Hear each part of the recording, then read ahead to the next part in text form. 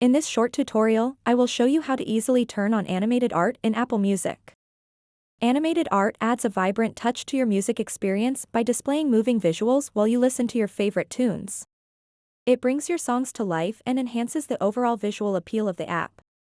To get started, open up the Settings app on your iPhone, and then scroll down until you see an option called Music. Tap on it.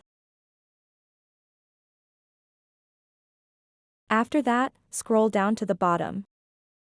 Now you'll see an option called Animated Art. Just tap on it. To turn on animated art in Apple Music, simply tap and select the On option. So that wraps up this tutorial.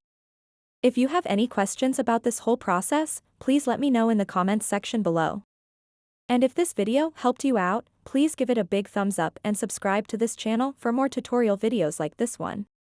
Thank you so much for watching and have a good day.